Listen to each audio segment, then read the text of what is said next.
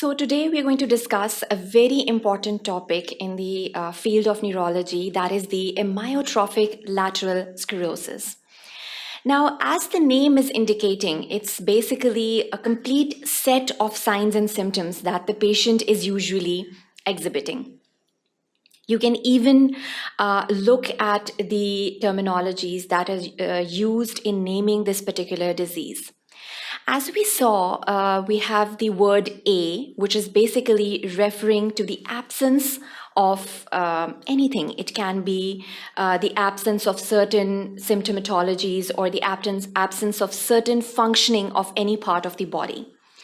Then we have a word which is basically referring to the muscular activity. Myo, in scientific terminologies, is basically referring to the muscular atrophy or the lack of functioning of the muscles. Moving on, we have the terminology of trophic that is used in the naming of this particular disease. Now, the word trophic is referring to the atrophy of muscles that we see in these particular patients. So we have this word amyotrophic, which is referring to the lack of the ability of by the patient to use his or her muscles voluntarily. This is the wholehearted meaning of this particular terminology, which is used for this kind of a disease that the patient is suffering from. Then we have the word lateral, which is used in this particular terminology, which is referring to the spinal cord. So when we look at the etiology and the basic anatomy and the physiology of the patients who are suffering from ALS or the amyotrophic lateral sclerosis, we would know that the patients have certain pathology which is affecting the spinal cord.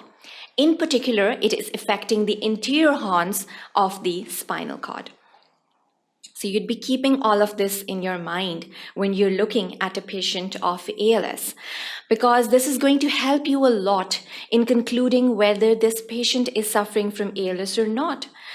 Because people who are also suffering from sensory symptoms, for instance, patients who would also give you history of tingling sensations or loss of sensations or proprioceptions or joint positioning, they're not really categorized in this particular category of ALS, because here we are just talking about the lack of motor ability. Basically, it is a motor neuron disease that we are looking at.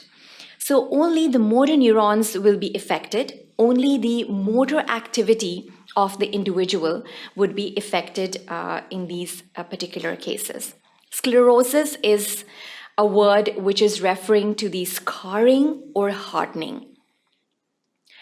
So basically, whenever there is a kind of a damage due to any reason, it can be due to the inflammatory processes, it can be due to any kind of genetic disorders which is leading to this kind of a condition, then there would be some sort of scarring that would be observed, obviously in the specifically in the motor neurons of the individual. So this whole terminology and the name itself of the disease is explaining a lot. It's self-explanatory, and it's basically pointing out towards the major set of signs and symptoms that we'd be observing in the patient. And it's again very interesting to see that it's also referring to the kind of etiologies and the kind of the outcomes that we're going to expect in these patients of ALS. Now, this disease is also termed as, or it is also known as, the Lou Gehrig's disease. Now, it has a very interesting history, which is also associated by naming this disease as Lou Gehrig's disease. Now, Lou Gehrig's was basically a baseball player, and it was the very first time that this disease was identified, and it was basically categorized as a distinct disease. And then obviously a lot of research was carried on regarding what is the pathogenesis behind the development of this particular set of signs and symptoms that was observed in this particular baseball player, who was basically really famous for his immense power show that he usually exhibited in his games or in his tournaments. And afterwards, when he developed this disease, ALS, he was really not able to perform that well and certainly deteriorated with the passage of time. He couldn't continue. And after that, a lot of research was carried out, whether what was the underlying pathologies. And the research was, again, obviously carried out regarding this particular disease. And after that, it was also named as the amyotrophic lateral sclerosis. As we went through the complete details, it is basically hinting towards the complete set of signs and symptoms, as well as the underlying pathogenesis behind it. So basically, when you look at the name, it's self-explanatory, and it's going to basically help you a lot remember the causative factors, the signs and symptomatologies, and the clinical features that you'd be looking at in a particular patient. So it is a progressive degeneration of nerve cells. Now, the nerve cells in particular that are being damaged over here in this particular disease are the motor nerve cells. That is, they are controlling the muscle movements. Specifically, the voluntary muscles are affected. Involuntary muscles are also affected in a lot of cases, as we even saw in our case study that the patient was presenting with the symptoms of dysphagia. That is the difficulty in swallowing. And moreover, obviously, it is also sometimes presenting with the lack of ability to perform the normal muscular movements, even raising up hands to a certain level, performing the daily activities. Extreme fatigue is also, that is why, associated with these particular set of signs and symptoms in this particular condition. So we now know that it's a neurodegenerative disease.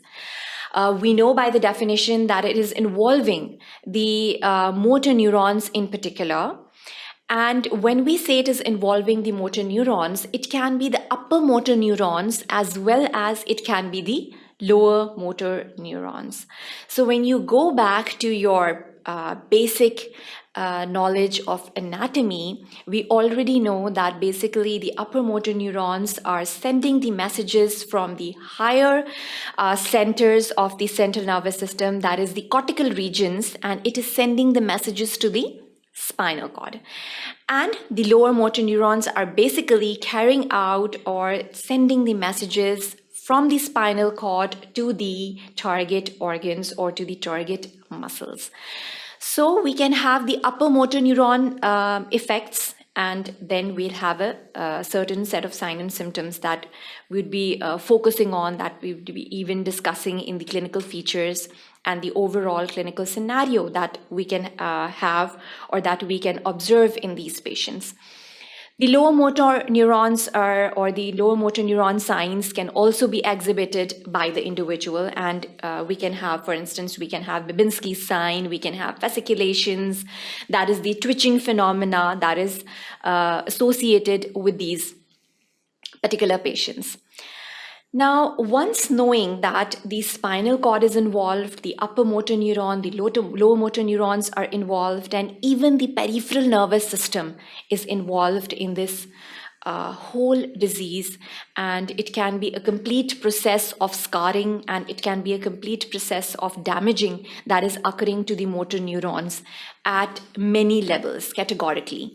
So you have to remember all of this by getting to know that what is the basic definition of this condition, which is known as the amyotrophic lateral sclerosis that we're going to discuss today.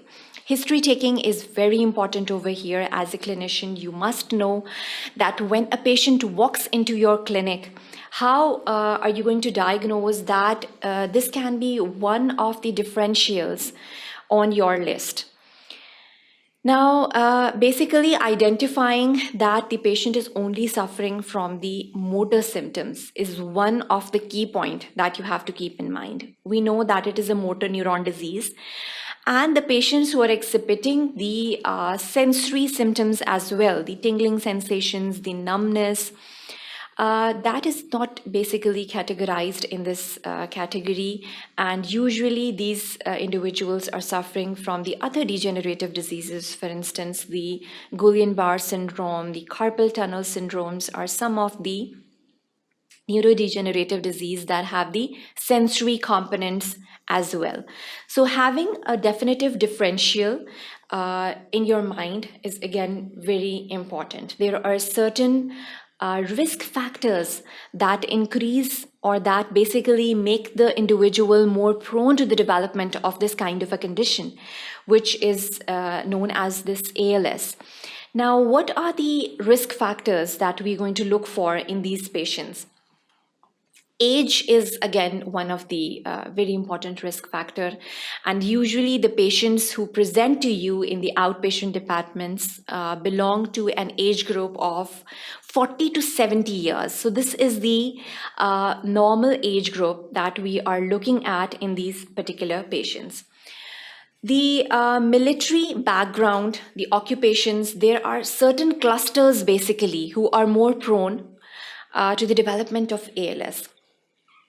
Now, when I say there is a certain population that is more prone to the development of this disease, certain occupations are basically more prone to the development of this disease. For instance, professional soccer players, people who belong to the agricultural profession, firefighters, and even the Gulf War veterans were also at risk, almost at a 2 times risk than the normal population.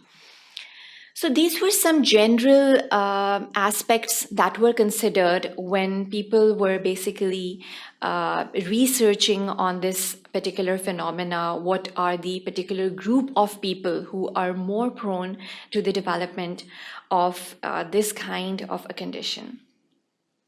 It's a very rare disease. The risk for the development of ALS is almost 1 in 100,000 of general population. The incidence is almost 2 in 100,000, and the prevalence is almost 6 in 100,000. The difference between incidence and prevalence is basically the development of disease in a year in a certain population that we are studying. So we usually regard it to as the incidence of a certain disease, and so it's almost 2 per 100,000. And when we say the prevalence of a certain disease in a certain region, in a certain population that we are studying, it's almost 6 over 100,000 in case of ALS. So it's a very rare condition, but still it's a very debilitating condition, and it needs a lot of care. The prognostic factors are not quite good for this particular kind of a disease. So we must know how to treat these patients and what can be the treatment guidelines or the management plans that we can observe for these patients. So the correct diagnosis at the correct time can sometimes really improve the quality of life in the patients. People who are usually diagnosed with ALS, half of the people live for about 3 years, and almost 20% live for about almost 5 and more years. 10% of people live for a 10 plus years, and this is the normal prognostic factors that are observed in cases of ALS. So it's not a very good prognosis after the diagnosis, but still the quality of life, as I've already mentioned, can be improved if a correct diagnosis is made at the correct time, and we can devise methods, of course, which can improve the quality of life in the individuals. So that is what we're going to discuss over here in this particular lecture.